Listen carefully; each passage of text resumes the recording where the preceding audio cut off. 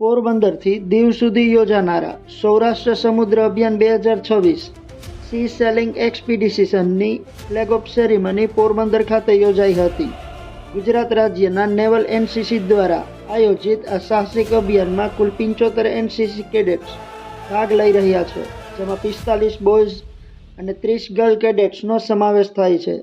આ અભિયાન દરમિયાન કેડેટ્સ દરિયાઈ માર્ગે અંદાજે 220 કિલોમીટરનું અંતર કાપશે. 7 દિવસ ચાલનારા આ પ્રવાસનું સમાપન 25 જાન્યુઆરીએ દીવ ખાતે ફ્લેગિંગ સેરેમની સાથે થશે.